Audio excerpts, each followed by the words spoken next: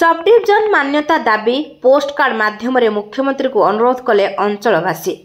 बाणपुर अंचल को राजस्व उपखंड मान्यता दाबी रे जन आंदोलन स्थान रे संग्राम परिषद डाकरा रे आरंभ होईछि एही जन आंदोलन। आदिवासी बहुल दामिया बरबरा पंचायतर बिरिजाई मंदिर परिसर पुणी आरंभ है बाणपुर राजस्व उपखंड मान्यता दाबी।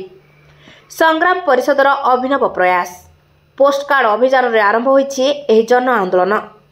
नीलाद्री प्रसाद और दामिया बरबरा पंचायतर बहु समाजसेवी बुद्धिजीवी युव संगठक वकिल अवसरप्राप्त शिक्षक अध्यापक पत्रकार व्यवसायी एवं बहु आदिवासी भाई भौणी माने प्रथमे एकाठी होई मां बिरिजाई मंदिर रे पूजार्चना पर बाणपुर को सब डिविजन मान्यता दाबीर सफलता पाई मां पाखरे प्रार्थना करी पोस्टकार्ड रे अनुरोध पत्र लिखिले ओडिशार मान्यवर मुख्यमंत्री मोहन चरण माझी, मान्यवर राजस्व मंत्री सुरेश पुजारी एवं स्थानीय विधायक तथा मान्यवर आईन मंत्री पृथ्वीराज हरिचंदन निकट को बाणपुर को सब डिविजन मान्यता दाबी रे स्थान रे क्रियानुष्ठान पक्षरु केतेबेले सरकार को दाबीपत्र तो पुणी केतेबेले अनशन पुणी केतेबेले विक्षोभ सांगकू आंदोलन पदक्षेप नैछंती।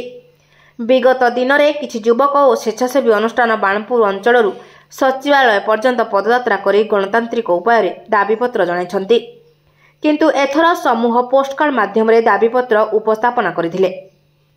Banapur Ramesh Chandra Naidu report, ज्योतिप्रभा news.